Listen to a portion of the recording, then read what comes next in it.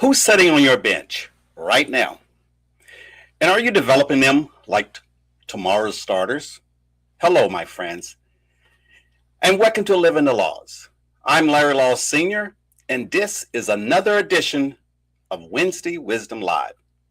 Whether you're joining us live or catching the replay, I'm glad you're here.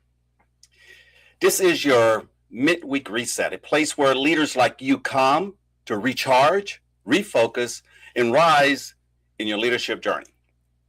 And as we get started, I want to reflect on a question. What kind of leader are you becoming? If you have never taken time to assess your leadership strengths and blind spots, I've created a leadership assessment designed to give you clarity. At any point during this session, please comment leadership, and I'll send you the link on today's video so that you can get started. Now, today, we're going to dive into the law of the bench. In John Maxwell's book, The 17 Indisputable Laws of Teamwork, he teaches a powerful truth. Great teams have great depth. It's not just about who starts. It's about who's ready. And tonight, I want to make this simple and memorable 4 points. 4 leadership truths about the bench. Point 1, today's bench players are tomorrow's stars. Not everyone begins as a star. In sports, starters get their spotlight. In organizations, it's the visible leaders, the CEOs and commanders, the director. But behind every visible leader is someone learning, observing, and growing. And every year, there's someone that moves up. Early in my military career, I wasn't a first sergeant. I wasn't a senior advisor. I was a young soldier learning systems, studying communication equipment. However, I was watching leaders, looking at them handle pressure. I was on the bench. But the bench is not a waiting room. It is a training ground.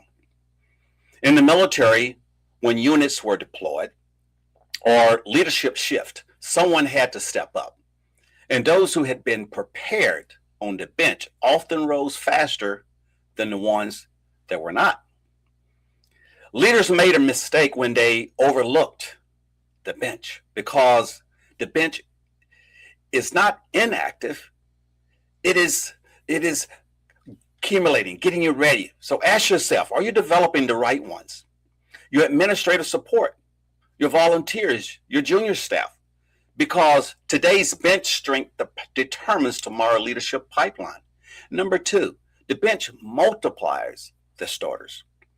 In such, supplying starters supplied the success of a starter. Let me say it again. Support doesn't subtract, it multiplies. In chess, the queen is powerful, but without pawns controlling spaces, without rooks anchoring fouls, without knights creating pressure, the queen becomes exposed. You don't win with one piece. You win with coordinated depth. A weak bench forces starters to overwork. A strong bench allows starters to excel. Now, point 3. A strong bench gives leaders options. This may be the most strategic point. When a team has no bench, the leader has no flexibility.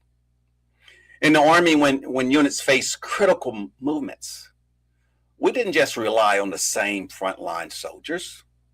We called on reserves. We rotated leadership. We adjusted formations. Depth creates options. The bench is often called upon at critical times. When trouble hits, we didn't build a bench, we revealed the one we already had. Let me give you a real example. We experienced here a season at First Home Alliance when funding shifted. Grants were delayed. Staff had to transition. Those were critical moments. And what carried us through was not just one leader. It was trained team staff members who could assume additional roles. People who stood the mission They understood that the mission, they understood it beyond the job description. Now, that happened if you invest recruitment and in training. So recruiting and leadership development are super important. You must recruit intentionally. You must train continuously. And you must be willing to prune what does not add value. If you keep non-productive players, you lose productive ones. Leadership requires courage. A strong bench is not accidental. It's built. Now, point 4, the future of your team is built today. Maxwell says, today's action will build tomorrow's team. And we predict a team's future by 3 things. Who's joining? Who's growing? And who's leaving? When I evaluate leaders or team members, I look at personality, passion, patterns, profile, and placement. Does their personality complement the team? What drives them? Recognition, results, or impact? Do their past patterns show consistently? What is their potential if coached? Do they fit the culture? And most importantly, are they in the right seat? Placement matters. In chess, a knight on the rim is dim. However, a knight in the center of the board is dominant. The piece didn't change. The placement did. Sometimes a bench player appears average, only because they're misplaced. Great leaders reposition title. And here is the deeper truth. When commitment increases, some people, they leave. And that's not always bad. Commitment drives away the uncommitted and strengthens the core. When your team grows in clarity and discipline, you attract stronger players. That is how legacy teams are built. Let me bring it home.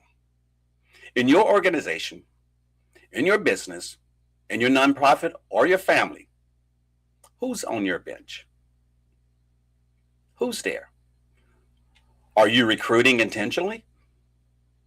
Are you training consistently? Pruning wisely? Placing people strategically? Because the bench is not secondary, it is strategic.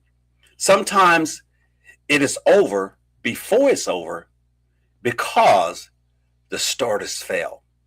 But not because starters, but because the bench wasn't ready. And in life, as in leadership, depth determines durability. So build depth, develop people, prepare your bench. Because when the critical moment comes, and it always does, you will rise to the occasion, or you will fall to the level of your preparation. Until next time, stay wise, stay disciplined, and stay intentional. When preparation meets purpose, opportunity has no choice but to follow. If today's message resonated with you, your next step is clarity. I invite you to take my leadership assessment. It will help you identify where you are as a leader, discover your strengths, and reveal your next move. Simply comment leadership and we'll send you the link. So keep living the laws. I'm Larry Loss Sr., challenging you to think before you move and to make your next move your best move.